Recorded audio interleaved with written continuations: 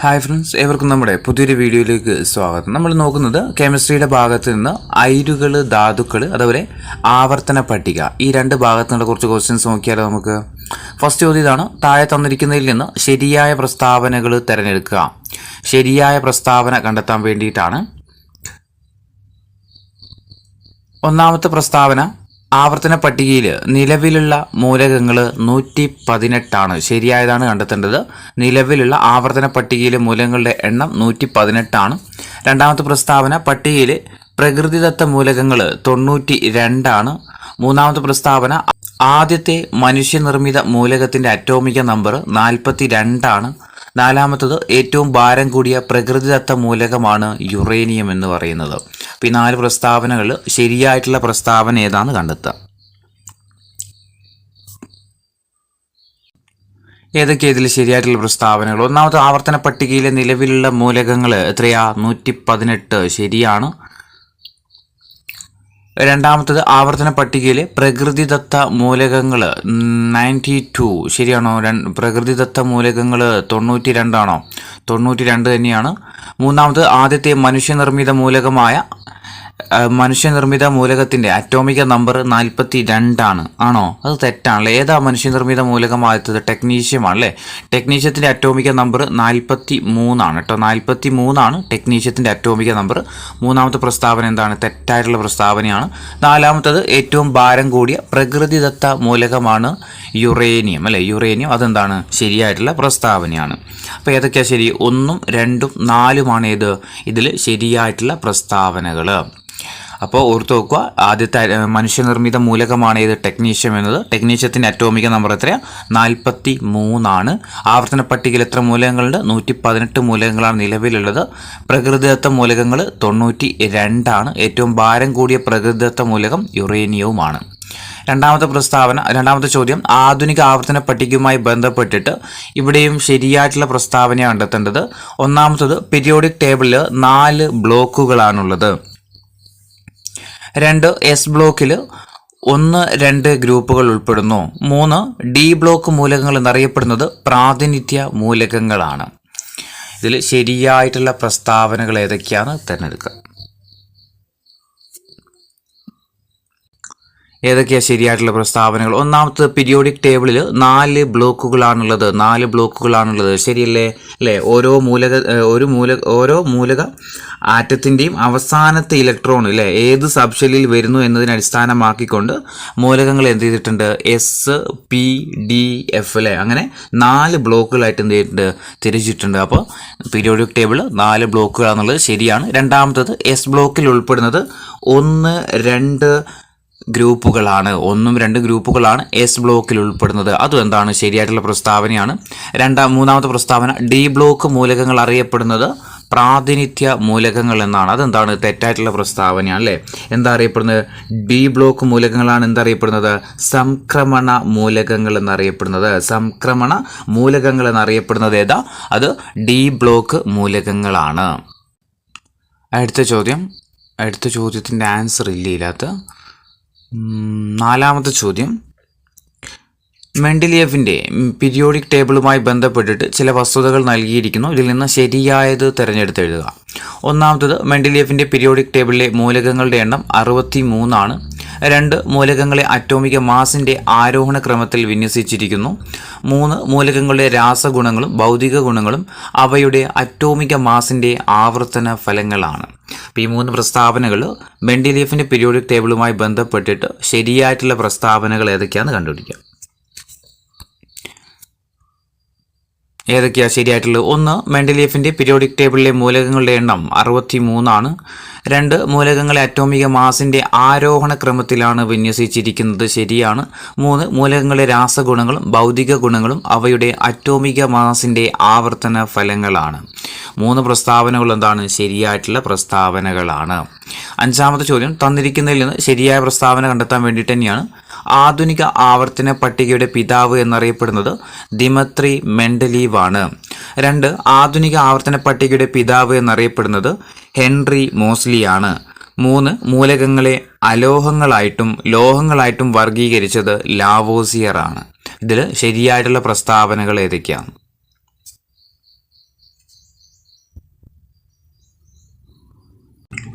ഏതൊക്കെ ഇതിൽ ശരിയായിട്ടുള്ള പ്രസ്താവനകൾ? ഒന്നാമത്തെ പ്രസ്താവന എന്താ? ആവർത്തന പട്ടികയുടെ പിതാവ് എന്നറിയപ്പെടുന്നത് ദിമിത്രി മെൻഡലിയേവ് ആണ്. ശരിയാണ്. 2, ആധുനിക ആവർത്തന പട്ടികയുടെ പിതാവ് എന്നറിയപ്പെടുന്നത് ഹെൻറി മോസ്ലി ആണ്. അപ്പോൾ ആവർത്തന പട്ടികയുടെ പിതാവ് ആരാന്ന് വെച്ചാൽ ദിമിത്രി മെൻഡലിയേവ് തന്നെയാണ്. ആധുനിക ആവർത്തന പട്ടികയുടെ പിതാവാണ് ആര്? ഹെൻറി മോസ്ലി എന്ന് പറയുന്നത്. ഇനി മൂലകങ്ങളെ ലോഹങ്ങളും അലോഹങ്ങളുമായിട്ട് വേർതിരിച്ചത് ആരാ?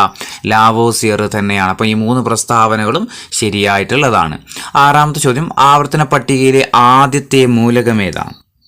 ആവർത്തന പട്ടികയിലെ ആദ്യത്തെ മൂലകം ഏതാ? ഹൈഡ്രജൻ ആണ് അല്ലേ? ഹൈഡ്രജൻ ആണ്. ആവർത്തന പട്ടികയിലെ ആദ്യത്തെ മൂലകം ഏതാ? ഹൈഡ്രജൻ ആണ്. ഇനി 7 8ാമത്തെ ചോദ്യം, ആവർത്തന പട്ടികയിൽ തോറിയം മുതൽ, ചെറിയൊരു തിരുത്തുണ്ട്, ഈ തോറിയം മാറ്റിയിട്ട് നിങ്ങൾ ലോറൻഷ്യൻ എന്ന് പറയട്ടെ, ആക്ടിനിയം കേട്ടോ, ആക്ടിനിയം മുതൽ, അത് ആവർത്തന പട്ടികയിൽ ആക്ടിനിയം മുതൽ ലോറൻഷ്യം വരെയുള്ള അന്തസംക്രമണ മൂലകങ്ങളെ പറയുന്നത് എന്താ? ആക്ടിനിയം കേട്ടോ.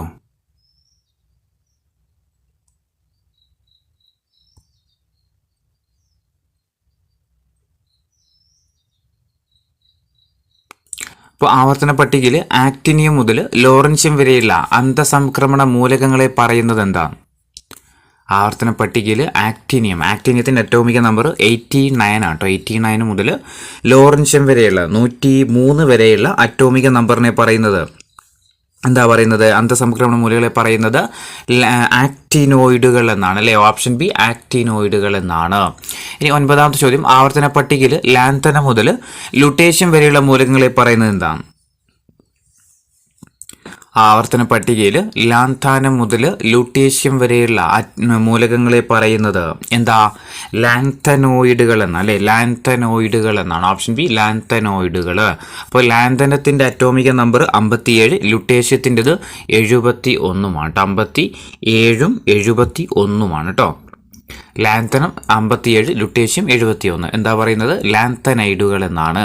10ാമത്തെ ചോദ്യം, ആവർത്തന പട്ടികയിലെ ഏറ്റവും ചെറിയ പീരിയഡ് ഏതാണ്?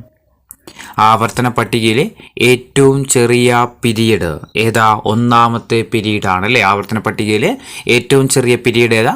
1ാമത്തെ പീരീഡാണ്. 11, ആധുനിക ആവർത്തന പട്ടികയിലെ ഗ്രൂപ്പുകളുടെ എണ്ണം എത്രയാണ്? ആധുനിക ആവർത്തന പട്ടികയിലെ ഗ്രൂപ്പുകളുടെ എണ്ണം എത്രയാ? 18 അല്ലേ? 18 ഗ്രൂപ്പുകളാണുള്ളത് അല്ലേ? 18 ഗ്രൂപ്പുകളാണുള്ളത്. ആവർത്തന പട്ടികയിൽ കുത്തനെയുള്ള കോളങ്ങളെയാണ് എന്തെന്ന് പറയുന്നത്? ഗ്രൂപ്പുകൾ എന്ന് പറയുന്നത്. കുത്തനെയുള്ള കോളങ്ങളാണ് ഗ്രൂപ്പുകൾ. എത്ര ഗ്രൂപ്പുകളാണുള്ളത്? 18 ഗ്രൂപ്പുകളാണുള്ളത് അല്ലേ? എന്നാൽ പീരീഡ് എന്ന് പറഞ്ഞാൽ എന്താ? പീരീഡ് ആവർത്തന പട്ടികയിൽ സമാന്തരമായിട്ടുള്ള കോളങ്ങളുണ്ടല്ലോ, അതിനെയാണ് നമ്മൾ പീരീഡ് എന്ന് പറയുന്നത്. സമാന്തരമായിട്ടുള്ളത് പീരീഡുകളാണ്. എത്ര പീരീഡ് ഉണ്ട്? 7 പീരീഡുകൾ അല്ലേ? 7 പീരീഡുകളുണ്ട്. എത്ര കോളങ്ങളുണ്ട്? ഗ്രൂപ്പുകളുണ്ടെന്ന് വെച്ചാൽ എത്രയാ? 18 ഗ്രൂപ്പുകളുണ്ട് അല്ലേ? 18 ഗ്രൂപ്പുകളുണ്ട്. അപ്പോൾ ആവർത്തന പട്ടികയിലെ സമാന്തരമായിട്ടുള്ള കോളങ്ങളെ നമ്മൾ പീരീഡുകൾ എന്നും അതുപോലെ കുത്തനെയുള്ള കോളങ്ങളെ ഗ്രൂപ്പുകൾ എന്നാണ് പറയുന്നത്. പീരീഡുകൾ എത്രയാ? 7 പീരീഡ്. എത്ര ഗ്രൂപ്പുണ്ട്? 18 ഗ്രൂപ്പുകളാണ് ഉള്ളത്.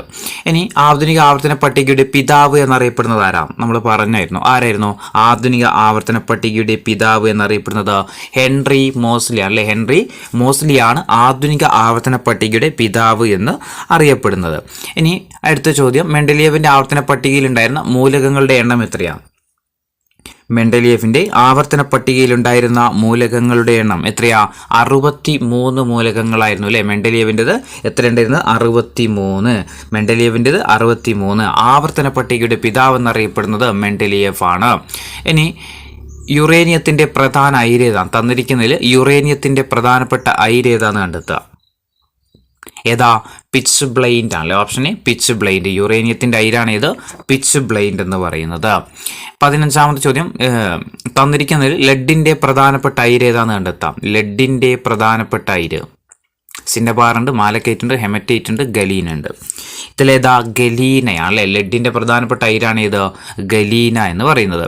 16ാമത്തെ ചോദ്യം, വ്യാവസായികമായിട്ട് ഇരുമ്പ് നിർമ്മിക്കാൻ ഉപയോഗിക്കുന്ന അയിര് ഏതാണ്? വ്യാവസായികമായിട്ട് ഇരുമ്പ് നിർമ്മിക്കാൻ വേണ്ടിയിട്ട് ഉപയോഗിക്കുന്ന അയിര് ഏതാ? വ്യാവസായികമായിട്ട് നിർമ്മിക്കാൻ വേണ്ടിയിട്ട് ഹെമറ്റൈറ്റ് ആണ്. Option D, haematite. 17ാമത്തെ ചോദ്യം, ഇരുമ്പ് ഏറ്റവും കൂടുതൽ അടങ്ങിയിട്ടുള്ള അയിര് ഏതാണ്? ഇരുമ്പ് ഏറ്റവും കൂടുതൽ അടങ്ങിയിട്ടുള്ള അയിര് ഏതാ? അത് മാഗ്നറ്റൈറ്റ്. Option D magnetite. ഇരുമ്പ് ഏറ്റവും കൂടുതൽ അടങ്ങിയിട്ടുള്ള അയിര് ഏതാ? മാഗ്നറ്റൈറ്റ്. 18 അപദ്രവ്യം സാന്ദ്രത കൂടിയതും അയിര് സാന്ദ്രത കുറഞ്ഞതുമാണെങ്കിൽ അതിനെ സാന്ദ്രണം ചെയ്യാൻ ഉപയോഗിക്കുന്ന പ്രക്രിയ പറയുന്നത് എന്താ? അപദ്രവ്യം സാന്ദ്രത കൂടിയതും അയിര് സാന്ദ്രത കുറഞ്ഞതുമാണെങ്കിൽ ഉപയോഗിക്കുന്ന സാന്ദ്രണ പ്രക്രിയ അറിയപ്പെടുന്നത് എന്താ? എന്താ? പ്ലവന പ്രക്രിയ അല്ലേ? പ്ലവന പ്രക്രിയ. ഓപ്ഷൻ ബി ആണ് പ്ലവന പ്രക്രിയ. എന്താ മറ്റേ സാന്ദ്രണം എന്ന് പറഞ്ഞാൽ എന്താ? സാന്ദ്രണം എന്ന് പറഞ്ഞു കഴിഞ്ഞാൽ നമ്മൾ ഭൂവൽക്കത്തിൽ നിന്ന് കുറേ എന്ത് കിട്ടും? അയിരുകൾ അടങ്ങിയിട്ടുള്ള അപദ്രവ്യങ്ങൾ കിട്ടും അല്ലേ? അയിരുകൾ കിട്ടും. അയിരിൽ അടങ്ങിയിട്ടുള്ള അപദ്രവ്യങ്ങൾ, അതായത് ഗ്യാങ്ങുകൾ നീക്കം ചെയ്യുന്ന പ്രക്രിയയാണ് ഇത് സാന്ദ്രണം എന്ന് പറയുന്നത് കേട്ടോ. ഭൂവൽക്കത്തിൽ നിന്ന് ലഭിക്കുന്ന അയിരിൽ അടങ്ങിയിട്ടുള്ള അപദ്രവ്യങ്ങളെ അല്ലെങ്കിൽ ഗ്യാങ്ങുകളെ നീക്കം ചെയ്യാൻ വേണ്ടിയിട്ട് ഉപയോഗിക്കുന്ന പ്രക്രിയയാണ് ഇതെന്ന് പറയുന്നത് സാന്ദ്രണം എന്ന് പറയുന്നത് അല്ലേ? അയിര് എന്ന് പറഞ്ഞാൽ എന്താ? വ്യാവസായികമായിട്ട് ലോഹം ഉൽപ്പാദിപ്പിക്കാൻ ഉപയോഗിക്കുന്ന ലോഹധാതുക്കളാണ് ഇത് അയിരുകൾ എന്ന് പറയുന്നത്. അയിരിൽ അടങ്ങിയിരിക്കുന്ന മാലിന്യങ്ങളാണ് ഇത് ഗ്യാങ്. അതിനെ നീക്കം ചെയ്യുന്നത്, അയിരിൽ അടങ്ങിയിരിക്കുന്ന മാലിന്യങ്ങളെ നമ്മൾ ഗ്യാങ് എന്ന് പറയും. മാലിന്യങ്ങളെ നീക്കം ചെയ്യുന്ന പ്രക്രിയയാണ് ഇത് സാന്ദ്രണം എന്ന് പറയുന്നത് കേട്ടോ. അതുപോലെ ഓർത്തു നോക്കുക, ഗ്യാങ്ങിനെ നീക്കം ചെയ്യാൻ ഉപയോഗിക്കുന്ന പദാർത്ഥങ്ങളാണ് ഇത് ഫ്ലക്സ് എന്ന് പറയപ്പെടുന്നു കേട്ടോ. മാലിന്യങ്ങളെ നീക്കം ചെയ്യാൻ ഉപയോഗിക്കുന്ന പദാർത്ഥങ്ങളെ നമ്മൾ എന്ത് പറയും? ഫ്ലക്സ് എന്ന് പറയാറുണ്ട്. ഇങ്ങനെ നമ്മൾ അയിരിനെ സാന്ദ്രണം ചെയ്യാൻ വേണ്ടിയിട്ടുള്ള മാർഗങ്ങളൊന്ന് ജലപ്രവാഹത്തിൽ കഴുകിയെടുക്കൽ, അതുപോലെ പ്ലവന പ്രക്രിയ, കാന്തിക വിഭജനം, ബ്ലീച്ചിങ്, ഇതൊക്കെ എന്തിനു വേണ്ടിയിട്ടാണ്? നമ്മൾ അയിരിനെ സാന്ദ്രണം ചെയ്യാൻ വേണ്ടിയിട്ടുള്ള മാർഗങ്ങളാണ് കേട്ടോ. ഏതൊക്കെയാ?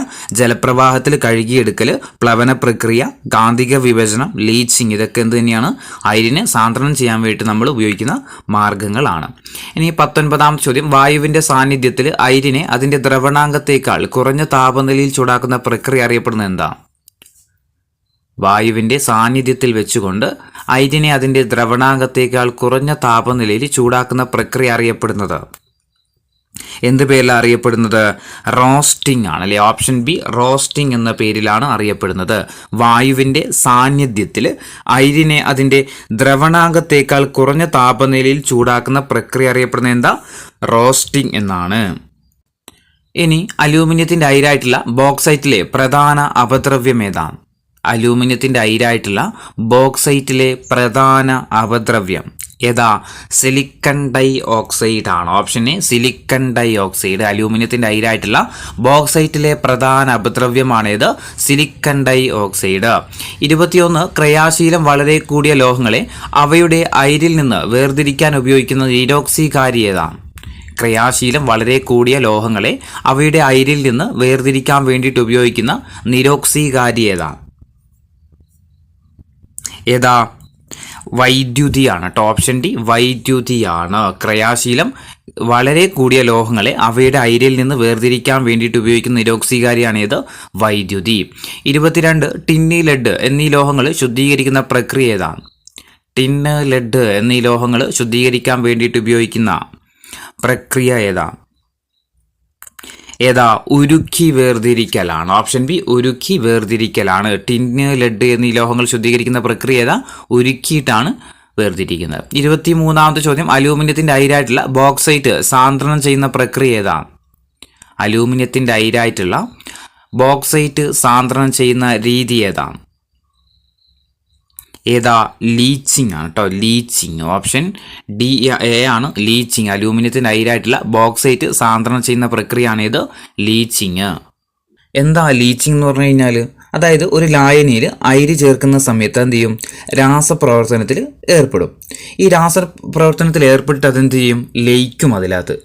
ഓക്കെ, ഒരു അനുയോജ്യമായിട്ടുള്ള ഒരു ലായനിയിൽ അയിര് ചേർക്കുമ്പോൾ രാസപ്രവർത്തനത്തിൽ ഏർപ്പെട്ട് എന്ത് ചെയ്യും? ലയിക്കും. അങ്ങനെ ലയിക്കാത്ത അപദ്രവ്യങ്ങൾ എന്ത് ചെയ്യും? അരിച്ചു മാറ്റും. നമ്മൾ ലയിക്കാത്ത അപദ്രവ്യങ്ങളെ നമ്മൾ അരിച്ചു മാറ്റും. അങ്ങനെ അരിച്ചു കിട്ടുന്ന ലായനിയിൽ നിന്ന് രാസപ്രക്രിയയിലൂടെ ശുദ്ധമായിട്ടുള്ള ഒരു അയിര് വേർതിരിക്കുന്ന പ്രക്രിയയാണ് ഇത് ലീച്ചിങ് എന്ന് പറയുന്നത്. ഓർത്തു നോക്കുക, അലൂമിനിയത്തിന്റെ അയിരായ ബോക്സൈറ്റ് സാന്ദ്രണം ചെയ്യപ്പെടുന്ന രീതി ഏതാ? ലീച്ചിങ് ആണ്. ഇനി 24ാമത്തെ ചോദ്യം, ഭൂവൽക്കത്തിൽ നിന്ന് ലഭിക്കുന്ന അയിരിൽ അടങ്ങിയ എളുപ്പം വേർതിരിക്കാൻ കഴിയാത്ത മാലിന്യങ്ങളെ പറയുന്നത് എന്താണ്? ഭൂവൽക്കത്തിൽ നിന്ന് ലഭിക്കുന്ന അയിരിലടങ്ങിയ എളുപ്പം വേർതിരിക്കാൻ കഴിയാത്ത മാലിന്യങ്ങൾ ഏതാ? അതാണ് അപദ്രവ്യം എന്നറിയപ്പെടുന്നത്. ഏതാ? അപദ്രവ്യം. ഭൂവൽക്കത്തിൽ നിന്ന് ലഭിക്കുന്ന അയിരിലടങ്ങിയ എളുപ്പം വേർതിരിക്കാൻ കഴിയാത്ത മാലിന്യങ്ങളാണിത് അപദ്രവ്യം. 25 എളുപ്പത്തിലും വേഗത്തിലും ലാഭകരമായിട്ടും ഒരു ലോഹം വേർതിരിച്ചെടുക്കാൻ കഴിയുന്ന ധാതുക്കളാണ് ഡാഷ്. എളുപ്പത്തിലും വേഗത്തിലും ലാഭകരമായും ഒരു ലോഹം വേർതിരിച്ചെടുക്കാൻ കഴിയുന്ന ധാതുക്കളാണ് ഡാഷ്. ഏതാ? അയിരുകളാണ്. ഓപ്ഷൻ ബി അയിരുകൾ. എളുപ്പത്തിലും വേഗത്തിലും ലാഭകരമായിട്ടും ഒരു ലോഹം വേർതിരിച്ചെടുക്കാൻ കഴിയുന്ന ധാതുക്കളാണ് അയിരുകൾ എന്ന് അറിയപ്പെടുന്നത്. 26 ഗ്രൂപ്പ്, പീരീഡ് എന്നീ 2 പദങ്ങൾ ആദ്യമായിട്ട് രസതന്ത്രത്തിന് സംഭാവന ചെയ്ത വ്യക്തി ആരാണ്? ഗ്രൂപ്പ്, പീരീഡ് എന്നീ 2 പദങ്ങൾ ആദ്യമായിട്ട് രസതന്ത്രത്തിന് സംഭാവന ചെയ്ത വ്യക്തി ആരാ? മെൻഡലീവ് ആണ്. Option A Mendeleev. 27 മൂലകങ്ങളെ വർഗീകരിക്കാൻ വേണ്ടിയിട്ട് ടെലൂറിക് ഹെലിക്സ് എന്ന ആശയം മുന്നോട്ട് വെച്ച ഫ്രഞ്ച് ശാസ്ത്രജ്ഞനാരാണ്? മൂലകങ്ങളെ വർഗീകരിക്കാൻ വേണ്ടിയിട്ട് ടെലൂറിക് ഹെലിക്സ് എന്ന ആശയം മുന്നോട്ട് വെച്ച ഫ്രഞ്ച് ശാസ്ത്രജ്ഞനാരാണ്? ആരാ? ചാൻ കോർട്ടോയിസ് ആണ്. Option A Chancourtois. മൂലകങ്ങളെ വർഗീകരിക്കാൻ വേണ്ടിയിട്ട് ടെലൂറിക് ഹെലിക്സ് എന്ന ആശയം മുന്നോട്ട് വെച്ച ഫ്രഞ്ച് ശാസ്ത്രജ്ഞനാണ് ആര്? ചാൻ കോർട്ടോയിസ്. ഇനി 28 നിലവിൽ കണ്ടുപിടിക്കപ്പെട്ട മൂലകങ്ങളുടെ എണ്ണം എത്രയാണ്? നിലവിൽ കണ്ടുപിടിക്കപ്പെട്ട മൂലകങ്ങളുടെ എണ്ണം നമ്മൾ ഫസ്റ്റ് ക്വസ്റ്റ്യനിൽ പറയുന്നത് എത്രയായിരുന്നു? 118 മൂലകങ്ങളാണ് നിലവിൽ കണ്ടുപിടിച്ചിട്ടുള്ളത്. 29 ആദ്യത്തെ മനുഷ്യനിർമ്മിത മൂലകം ഏതാണ്? ആദ്യത്തെ മനുഷ്യനിർമ്മിത മൂലകം നമ്മൾ പറഞ്ഞു ഏതാ? ടെക്നീഷ്യമാണ്. അറ്റോമിക നമ്പർ നമ്മൾ പറഞ്ഞു എത്രയായിരുന്നു? 43 അല്ലേ? 43 ആദ്യത്തെ മനുഷ്യനിർമ്മിത മൂലകമാണ് ടെക്നീഷ്യം. അറ്റോമിക നമ്പർ 43.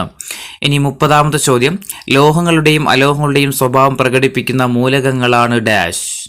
ലോഹങ്ങളുടെയും അലോഹങ്ങളുടെയും സ്വഭാവം പ്രകടിപ്പിക്കുന്ന മൂലകങ്ങളെ നമ്മൾ എന്ത് പറയും? ഉപലോഹങ്ങൾ എന്ന് പറയും അല്ലേ? ഓപ്ഷൻ ഡി ഉപലോഹങ്ങൾ എന്ന് പറയും. ലോഹങ്ങളുടെയും അലോഹങ്ങളുടെയും സ്വഭാവം പ്രകടിപ്പിക്കുന്ന മൂലകങ്ങളെയാണ് ഉപലോഹങ്ങൾ എന്ന് പറയുന്നത്. 31 മണ്ണെണ്ണയിൽ സൂക്ഷിക്കുന്ന മൂലകം ഏതാ? മണ്ണെണ്ണയിൽ സൂക്ഷിക്കുന്നത് ഏതാ? സോഡിയമാണ് അല്ലേ? Option C sodium. മണ്ണെണ്ണയിൽ സൂക്ഷിക്കുന്നത് ഏതാ? സോഡിയമാണ്. ഇനി ഒരു പീരീഡിൽ ഇടത്തു നിന്ന് വലത്തേക്ക് ആറ്റത്തിന്റെ വലിപ്പത്തിലുണ്ടാകുന്ന മാറ്റം എന്താണ്? ഒരു പീരീഡ് ഇടത്തു നിന്ന് വലത്തേക്ക് പോകുമ്പോൾ ആറ്റത്തിന്റെ വലിപ്പത്തിനുണ്ടാകുന്ന മാറ്റം എന്താ? വലിപ്പം കുറയുകയാണ് ചെയ്യുന്നത്. ഒരു പീരീഡിൽ നിന്ന് ഇടത്ത് നിന്ന് വലത്തോട്ട് പോകുമ്പോൾ ആറ്റത്തിന്റെ വലിപ്പം കുറയുകയാണ് ചെയ്യുന്നത്. 33 ഡി ബ്ലോക്കിൽ ഉൾപ്പെടുന്ന ഗ്രൂപ്പുകൾ ഏതൊക്കെയാണ്? ഡി ഗ്രൂപ്പിൽ ഉൾപ്പെടുന്ന ബ്ലോക്കുകൾ ഏതൊക്കെയാ? 3ാം ഗ്രൂപ്പ് മുതൽ 12ാം ഗ്രൂപ്പ് വരെയാണ്. 3ാം ഗ്രൂപ്പ് മുതൽ 12ാം ഗ്രൂപ്പ് വരെ അറിയപ്പെടുന്നത് ഏതാ? ഡി ബ്ലോക്ക് എന്നാണ് അല്ലേ? ഡി ബ്ലോക്ക് ആണ്. ഡി ബ്ലോക്കിൽ ഉൾപ്പെടുന്ന ഗ്രൂപ്പുകൾ ഏതൊക്കെയാ? 3ാം ഗ്രൂപ്പ് മുതൽ 12ാം ഗ്രൂപ്പ് വരെയാണ്.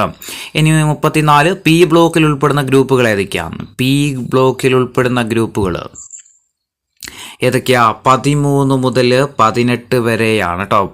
പി ബ്ലോക്കിൽ ഏതാ? 13 മുതൽ 18 വരെ.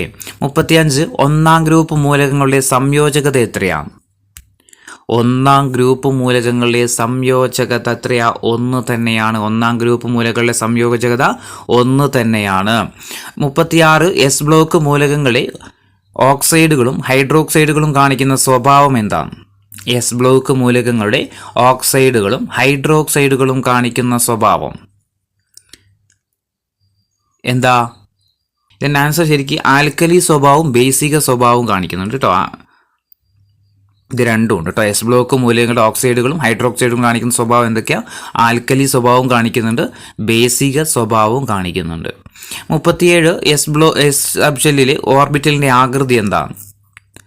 എസ് സബ്ഷെല്ലിലെ ഓർബിറ്റലിൻ്റെ ആകൃതി എന്താണ്? എന്താ? ഗോളാകൃതിയാണ്. ഓപ്ഷൻ സി ഗോളാകൃതി. എസ് സബ്ഷെല്ലിൻ്റെ ഓർബിറ്റലിൻ്റെ ആകൃതി എന്താ? ഗോളാകൃതിയാണ്. 38 പ്രധാന ഊർജ്ജ നിലകളിൽ തന്നെയുള്ള ഉപ ഊർജ്ജ നിലകൾ അറിയപ്പെടുന്നത് എന്ത് പേരിലാണ്? പ്രധാന ഊർജ്ജ നിലകളിലുള്ള ഉപ ഊർജ്ജ നിലകൾ അറിയപ്പെടുന്നത് ഏത് പേരിലാണ്? എന്ത് പേരിലാണ്? സബ്ഷെല്ലുകൾ എന്ന പേരിലാണ്. പ്രധാന ഊർജ്ജ നിലകളിലുള്ള ഉപ ഊർജ്ജ നിലകൾ അറിയപ്പെടുന്നത് എന്താ? സബ്ഷെല്ലുകൾ എന്നാണ്. 39 എം ഷെല്ലിൽ ഉൾക്കൊള്ളാവുന്ന പരമാവധി ഇലക്ട്രോണുകളുടെ എണ്ണം എത്രയാണ്? എം ഷെല്ലിൽ ഉൾക്കൊള്ളാവുന്ന പരമാവധി ഇലക്ട്രോണുകളുടെ എണ്ണം എത്രയാ? 18 ആണ്. Option D 18. 40 കെ ഷെല്ലിൽ ഉൾക്കൊള്ളാവുന്ന പരമാവധി ഇലക്ട്രോണുകളുടെ എണ്ണം എത്രയാണ്? കെ ഷെല്ലിൽ ഉൾക്കൊള്ളാവുന്ന പരമാവധി ഇലക്ട്രോണുകളുടെ എണ്ണം എത്രയാ? 2 ആണ് അല്ലേ? ഓപ്ഷൻ ഡി 2 ആണ്.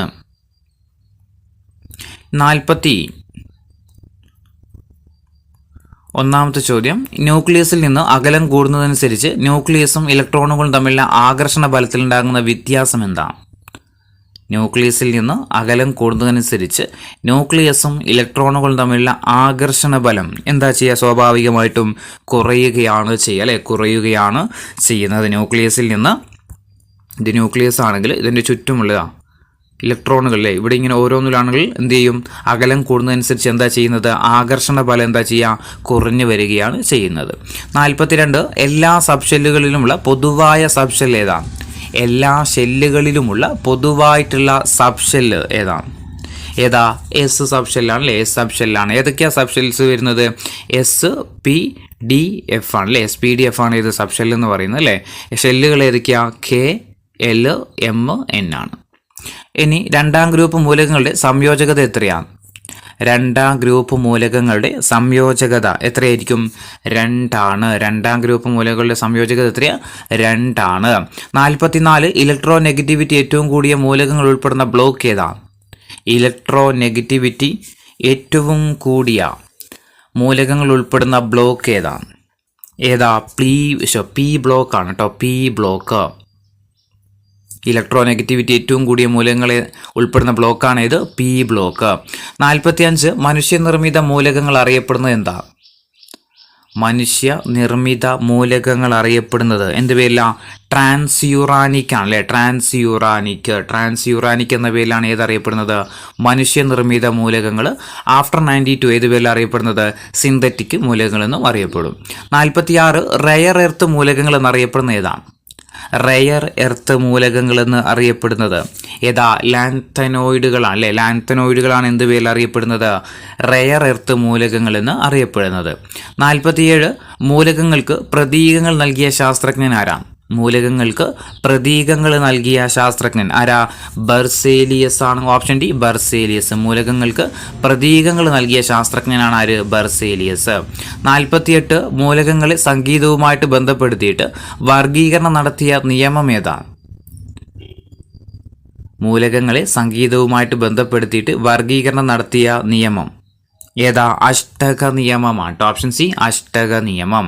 49 മൂലകങ്ങളെ അറ്റോമിക മാസിന്റെ അടിസ്ഥാനത്തിൽ വേർതിരിച്ച റഷ്യൻ ശാസ്ത്രജ്ഞൻ ആരാണ്? മൂലകങ്ങളെ അറ്റോമിക മാസിന്റെ അടിസ്ഥാനത്തിൽ വേർതിരിച്ച റഷ്യൻ ശാസ്ത്രജ്ഞൻ ആരാണ്? ആരാ? മെൻഡലീവ് ആണ് കേട്ടോ. മെൻഡലീവ്. മൂലകങ്ങളെ അറ്റോമിക മാസിന്റെ അടിസ്ഥാനത്തിൽ വേർതിരിച്ച റഷ്യൻ ശാസ്ത്രജ്ഞനാണ് ആര്? മെൻഡലീവ്. 50 മൂലകങ്ങളുടെ അറ്റോമിക മാസിനെ അറ്റോമിക വ്യാപ്തം, തിളനില, ദ്രവണാങ്കം എന്നിവയുമായിട്ട് ബന്ധപ്പെടുത്തിക്കൊണ്ട് വെവ്വേറെ ഗ്രാഫുകൾ നിർമ്മിച്ച ശാസ്ത്രജ്ഞനാരാണ്? മൂലകങ്ങളുടെ അറ്റോമിക മാസിനെ അറ്റോമിക വ്യാപ്തം, തിളനില, ദ്രവണാങ്കം എന്നിവയുമായി ബന്ധപ്പെടുത്തിക്കൊണ്ട് വെവ്വേറെ ഗ്രാഫുകൾ നിർമ്മിച്ച ശാസ്ത്രജ്ഞനാരാണ്? ആരാ? ജൂലിയസ് ലോത്തർ മേയർ ആണ്. Option B Julius Lothar Meyer. മൂലകങ്ങളുടെ അറ്റോമിക മാസിന്റെ അറ്റോമിക വ്യാപ്തം, തിളനില, ദ്രവണാങ്കം എന്നിവയുമായി ബന്ധപ്പെടുത്തിക്കൊണ്ട് വെവ്വേറെ ഗ്രാഫുകൾ നിർമ്മിച്ച ശാസ്ത്രജ്ഞനാണ് ആര്? Julius Lothar mayor. 51ാമത്തെ ചോദ്യം, മൂലകങ്ങളുടെ വർഗീകരണത്തിൽ അഷ്ടക നിയമം ആവിഷ്കരിച്ചത് ആരാണ്? മൂലകങ്ങളുടെ വർഗീകരണത്തിൽ അഷ്ടക നിയമം ആവിഷ്കരിച്ചത് ആരാണ്? ആരാ അഷ്ടക നിയമം ആവിഷ്കരിക്കുന്നത്? ജോൺ അലക്സാണ്ടർ ന്യൂലാൻഡ് ആണ് കേട്ടോ. ജോൺ അലക്സാണ്ടർ ന്യൂലാൻഡ് ആണ് 1863 ഏത് വരുന്നത്? അഷ്ടക നിയമം ആവിഷ്കരിക്കുന്നത്.